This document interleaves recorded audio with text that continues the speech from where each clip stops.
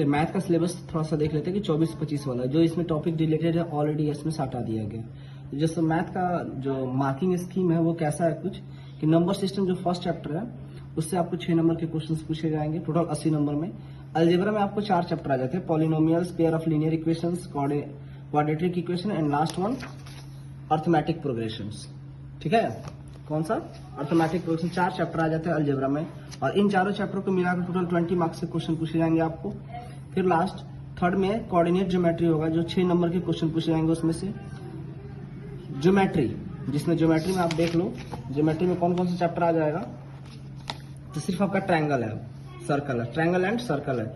Area related to circle दूसरा topic हो जाएगा, ठीक है ना।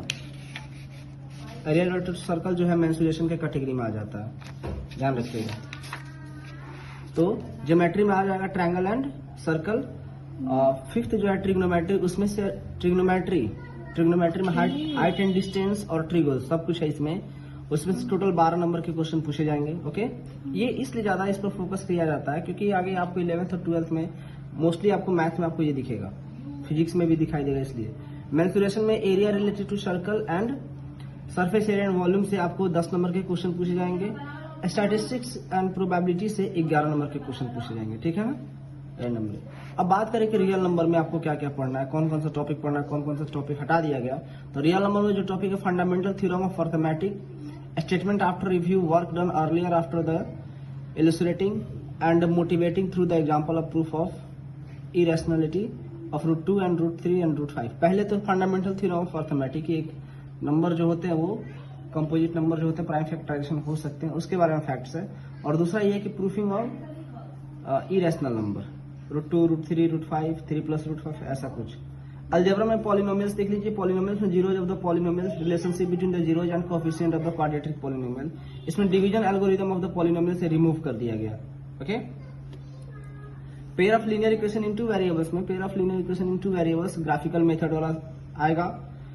कंसिस्टेंट एंड इनकंसिस्टेंसी, यानी जो कॉन्साइड कर जाते हैं, किसी न किसी पॉइंट पर टच करते कोई सॉल्यूशन देते हैं, दैट इज अ कंसिस्टेंट। जिसमें पेयर पैरेलल हो जाता है वो इनकंसिस्टेंट हो गया, नो सॉल्यूशन वाले। Algebraic condition for numbers of solutions, ठीक है ना, कि अलजेब्रा के फॉर्म में जो मिलेगा आपको लीनियर इक्वेशन इनटू वेरिएबल्स, उसमें हम लोग सॉल्यूशन फाइंड करेंगे। Solution of the pair linear equation in two variables algebraically method से निकालेंगे, वो ग्राफ से, ग्राफ का जहाँ पे इंटरसेक्शन पॉइंट होगा वो उसका जो कोऑर्डिनेट होगा x, y, that is the solution of this equation. Second, by substitution method, elimination method पढ़ना, बस 2 ही मेथड पढ़ना है आपको। Cross multiplication method, reducing method, fraction में जितने भी सारे क्वेश्चन आते हैं ना 1/x 1/y वाला, ये वाला क्वेश्चन सारा रिमूव कर दिएगा, हटा दिएगा। तो आपको अगर प्रैक्टिस कराया जाता है तो उसको हटा दीजिएगा। सैंपल सिचुएशन प्रॉब्लम, यानी कुछ कंडीशंस वाले जो प्रॉब्लम्स आ जाते हैं, ट्रेन टाइम वगैरह वगैरह सारा कुछ करके ये सारे क्वेश्चन आपसे पूछे जाएंगे। अब अगला है क्वाड्रेटिक इक्वेशन। अब बात करते हैं क्वाड्रेटिक इक्वेशंस के बारे में। तो इसमें standard form of the quadratic equation that is ax² + bx + c = 0, where is a not equal to 0। अगर a = 0 हो जाएगा तो वो तो क्वाड्रेटिक इक्वेशन हुआ ही नहीं। Okay, situation solution of the quadratic equation only real roots, real root समझ रहे हैं ना, अरे वही √5, √7, 6/3, 9/8, कुछ भी नंबर से कुछ ना कुछ सॉल्यूशन निकले by the factorization method using the quadratic formula. बस 2 ही चीज पढ़ना। ओके, एक और आता था कंप्लीटिंग स्क्वायर मेथड से निकालना, वो रिमूव कर दिया गया। Relationship between the discriminant that is d, b² - 4ac and the nature of roots.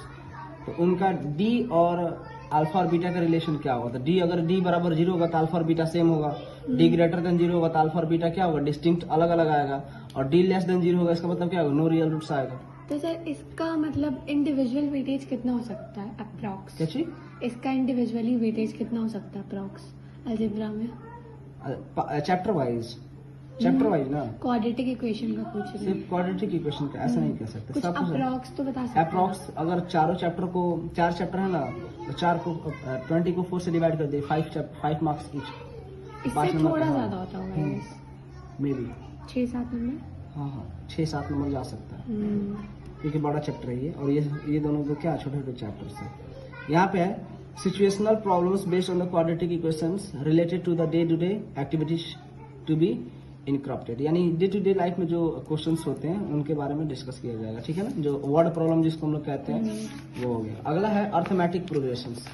Arithmetic progression already हम लोगों ने पढ़ रखा है, एपी। तो एपी में हमको पढ़ना है motivation for the studying of arithmetic progression. सबसे पहले आपको जानना पड़ेगा कि अर्थमेटिक प्रोग्रेशन क्यों पढ़ना है। Okay, derivation of the nth terms of the and sum of the nth first nth terms. आपको nth टर्म्स यानी a n equal to a plus n minus one into d का formula का derivation वो कैसे आया। दूसरा, sum of nth terms यानी nth terms का सम यानी S n equal to n by two into two a plus n minus one into d, वो फॉर्मूला का डेरिवेशन और उसका एप्लीकेशंस जो होगा डेली लाइफ प्रॉब्लम्स जो है उनको सॉल्व करना। बिना रिवाइज के ये होगा नहीं कुछ, आपसे दोबारा इसको करना ही पड़ेगा। कोऑर्डिनेट ज्योमेट्री ये अलग सेपरेट लेता है, जो कि लगभग इसमें यह है साइड में ये भी दिखा रहा है 10 पीरियड्स इसमें दिखा रहे हैं कि लगभग 10 क्लास में इसको कंप्लीट कर सकते हैं।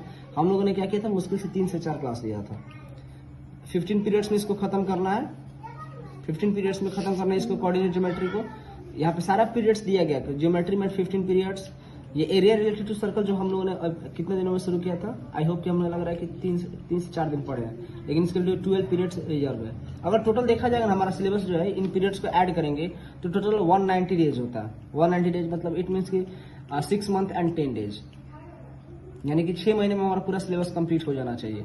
लेकिन हम लोगों ने क्या किया हुआ, सीक्वेंस तो हम फॉलो करते नहीं है, रेगुलर हमारा रूटीन फॉलो कर होता नहीं, इस वजह से कंप्लीट नहीं हो पाता। ना रियल नंबर के लिए 15 डेज, पॉलिनोमियल्स के लिए 8 पीरियड्स, इसके लिए 15 पीरियड्स, फिर इसके लिए भी 15 पीरियड्स है। जो बड़े चैप्टर उसके लिए 15 पीरियड्स है, मैक्सिमम 15 है, उससे ज्यादा नहीं है, ठीक है ना। और मिनिमम 8 है जो पॉलिनोमियल्स के लिए था। ट्रिगो का देख लीजिए, ट्रिगो का आपके पास 10 एंड 15 है।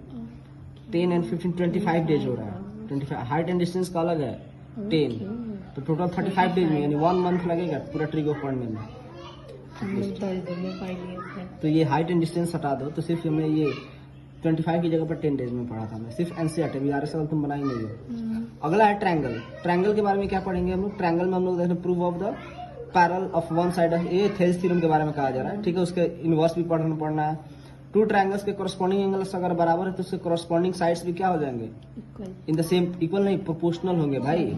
सिमिलर ट्रायंगल है ना तो प्रोपोर्शनल होंगे भाई, प्रोपोर्शनैलिटी पढ़नी है इसमें, ठीक है ना। तो वही सारा चीज है इसमें। एक और चीज है कि आपको ये पाइथागोरस थ्योरम हटा दिया गया, उससे रिलेटेड जितने भी सारे क्वेश्चन है वो भी रिमूव कर दिया गया। ओके, अब सर्कल में क्या है कि सर्कल में तो टेंजेंट ये सब चीजें पढ़नी है। फिर उसके बाद से length of the tangent drawn from the external point to the circle are equal, यानी एक सर्कल ऐसा बन जाता है पॉइंट से एक्सटर्नल पॉइंट जो होता है वो दोनों बराबर होते हैं। ये आपको इसमें एक्सप्लेन करके पढ़ना है।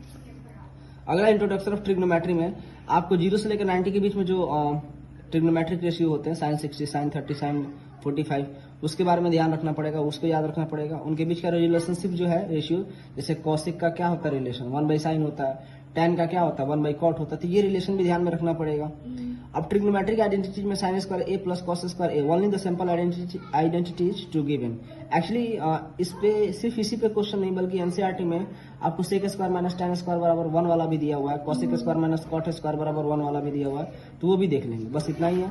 मेंसुरेशन में हम लोगों ने ये पढ़ रखा है एरिया रिलेटेड टू सर्कल। इसमें क्या है, हाइट एंड डिस्टेंस तो आपको हाफ ईयरली के बाद पढ़ना है, तो ये भी 15 पीरियड्स है। ये अगर ये सब चीजें क्लियर है ना तो इसको बनाने में बहुत आसान, बस इसका फिगर आउट कर लेंगे, आप फिगर बना लेंगे तो समझ लीजिए आप उसका लगभग 80% क्वेश्चन सॉल्व कर दिए। सिर्फ 20% कैलकुलेशन है पाइथागोरस थ्योरम के बेस पे।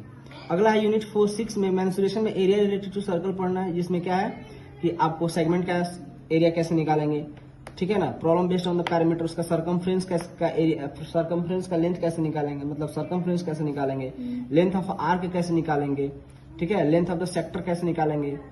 अगर वो सेक्टर क्या कर रहा है 60, 90 एंड 120 डिग्री एंगल सब्सटेंड कर रहा है, तो ध्यान दीजिए एंगल कौन कौन कर रहा है 60, 90 एंड 120, ठीक है ना। 80, 100 ऐसा कुछ नहीं होगा, जब भी होगा तो 60, 90, 20, 30 भी नहीं होगा। मतलब कहने का मतलब कि 60 का हाफ 30, 45, 90 का हाफ 40। हाँ, ट्रिगो के टेबल में दिया हुआ है, ट्रिग्नोमेट्रिक रेशियो के टेबल में। सरफेस एरिया एंड वॉल्यूम में तो वो तो 3D फिगर के बारे में पढ़ना है। इसमें एक चीज हटा दिएगा, फ्रस्टम जो पहले पढ़ना था अब नहीं पढ़ना है, ठीक है ना। फ्रस्टम एक अलग टॉपिक होता है। स्टैटिस्टिक्स में आपको मीन मीडियन मोड पढ़ना है, ग्राफिकल डाटा का, ग्रुप डाटा का, ठीक है ना। ये चीजें हैं। हम लोग 9th क्लास में अनग्रुप डाटा के बारे में पढ़ा था, यहाँ पे ग्रुप डाटा के बारे में पढ़ना।